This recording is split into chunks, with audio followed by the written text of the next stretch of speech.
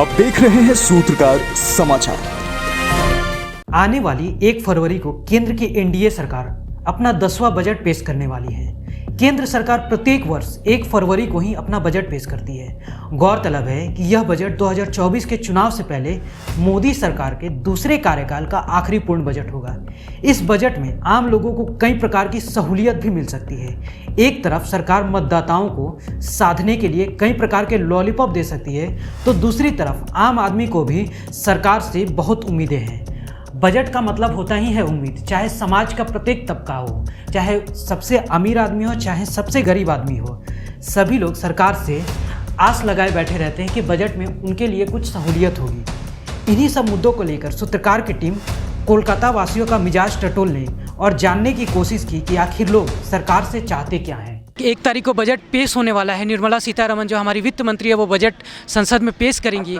उन्हीं को लेकर कई युवाओं में क्या मांग करते हैं, तो चलिए उनसे हम बात करते हैं। कुछ युवा हमारे साथ है। सर, आपका नाम?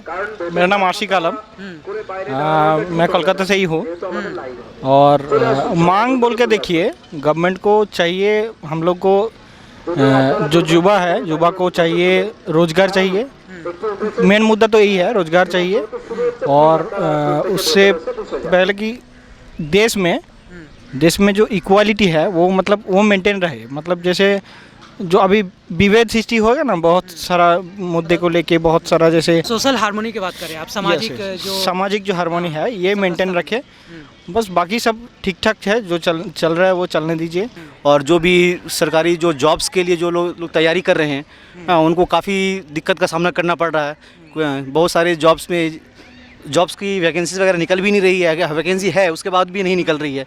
तो यूथ के लिए सबसे बड़ा जो मुद्दा अभी है बेरोज़गारी है। और उससे बड़ा मुद्दा जो है जो महंगाई है। महंगाई से हर स्तर का, हर तरह के इंसान अभी अफेक्टेड है, परेशानी में है। तो ये बढ़ती महंगाई पर सरकार कोई ठोस कदम उठाए। हाँ, हेल्थ सेक्टर को इम्प्रूवमेंट करे। एजुकेशन सेक्टर में जो है कि बहुत ही पीछे है आजकल हम लोग। भले ही परसेंटेज दिखा हो या रेट दिखाता हो कि हम लोग 80% 78% हम लोग शिक्षित हो गए हैं, एजुकेटेड हो गए हैं, लेकिन ये सिर्फ खाता कलम पेन और पेपर तक ही है। असलियत इसकी कहाँ तक सच है, क्या है ना। गवर्नमेंट स्कूल वगैरह का जो हाल है दिन ब दिन और बदहाल हो जा रहा है। और ख़ासकर ये जो है युवा, हमारे जैसे यूथ जो हैं बेकार पड़े हुए हैं। तो जॉब का जो एरिया है वहाँ जॉब की क्रिएट करना चाहिए, वैकेंसीज वगैरह निकालना चाहिए। वो हमारे सेंटर में हो या फिर हमारे स्टेट गवर्नमेंट में, दोनों जगह वही हाल है। वैकेंसी रहने के बावजूद भी सरकार कोई नई नियुक्तियाँ नहीं निकाल रही है।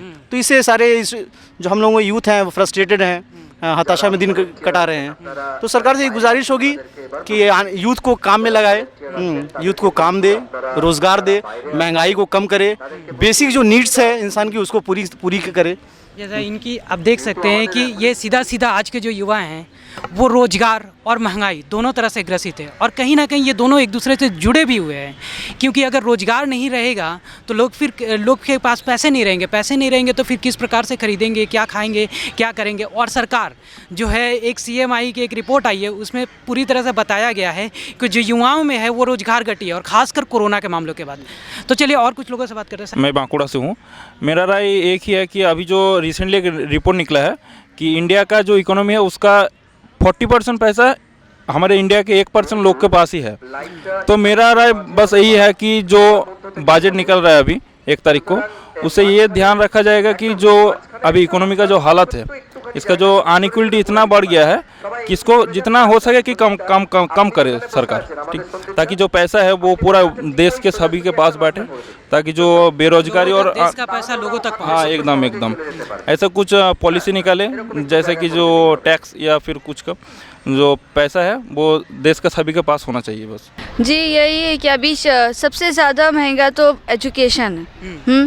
जो अगर बच्चे पढ़ना चाहते हैं, किसी की कुछ ख्वाहिशें हैं, तो वो भी पूरी हो। बस यही सरकार से बोलना चाहूँगा कि बस सब कुछ महंगाई कम रहे। जैसे सबको, बहुत से गरीब लोग हैं, कुछ लिमिट में रहे, कंट्रोल में, कि हर एक आम इंसान एक आराम से ज़िंदगी जी सके, लाइफ में जी सके। बस यही बोलना चाहूँगा। हर एक चीज़ का दाम बढ़ गया, राशन से लेके हर एक चीज़ का दाम बढ़ गया। उतना पब्लिक उतना ये नहीं कर पाती ना।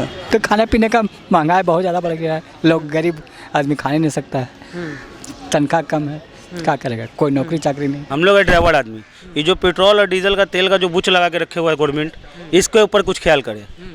ठीक है, क्योंकि गाड़ी चला करके 1 रुपया तो बचता नहीं हम लोग का। आज भी देख लिए संडे के मार्केट में गाड़ी खड़ा करके घूम रहे, क्यों पता है बचेगा नहीं। 20 किलोमीटर में कंपनी ओला उबेर वाली हम लोग का बुच लगा रहा है, उसका केंद्र सरकार या राज्य सरकार कोई भी सरकार हो, इस डीजल का दाम कम होना चाहिए और पेट्रोल का। सबसे बड़ा मुद्दा मेरा यही है। कहने का मतलब है तेल पे ही हर महंगाई डिपेंड करता है, ठीक है। आज तेल का अगर महंगाई गिरेगा तो हर चीज़ का महंगाई जो है गिरावट आएगा। गृहिणी है और किचन में ये सबसे ज़्यादा रहती है, तो ये किचन के भाव को लेकर वित्त मंत्री से मांग कर रही है कुछ। तो चलिए आइए बात करते हैं उनसे। सब चीज़ का तो दाम बढ़ा हुआ है ना, मगर हम लोग का इनकम भी तो ऐसा कुछ नहीं है ना। जो अभी महीना है वो तो महीना ही जैसा है वैसा ही है, मगर अभी तो नहीं बढ़ रहा ना। मगर महंगाई तो बहुत बढ़ गया ना, तो चलने के लिए तो बहुत ही मजबूर हूँ मैं। हम लोग तो क्या करें, ये लोग जैसा दाम बढ़ा रहा वैसे हम लोग को भी चल रहा है, मगर चलाने तो नहीं सक रहा अभी, मगर चलना पड़ रहा है अभी। कुछ करने का कुछ नहीं, दाम घटाए तो बहुत ही अच्छा होता, क्योंकि कीमती बाजार अभी है मगर महंगाई बहुत है, मगर वैसे हम लोग का पैसा नहीं मिलता। ठीक है, हम लोग का गरीब लोग का तरफ थोड़ा देखना चाहिए, जो गरीब लोग कैसा चलेगा, और क्या, और कुछ नहीं। और हम बजट पर बात कर रहे हैं। वित्त मंत्री निर्मला सीतारमण जी प्रस्तुत करेंगी। उस बजट में कई युवाओं की मांग है कि उसमें हमारे लिए रोजगार हो, कई महिलाओं की मांग है कि हमारे किचन के जो सामान है, गैस से लेकर पेट्रोल डीजल तक सभी चीज़ कम हो। और ये महंगाई है जो सभी क्षेत्रों को समान रूप से प्रभावित कर रही है। कैमरामैन संजय के साथ मैं कोलकाता से अंकित सिन्हा, सूत्रकार समाचार के लिए। अगर आपको हमारा ये वीडियो अच्छा लगा तो इसे लाइक करें, शेयर करें और हाँ, सब्सक्राइब करना ना भूलें।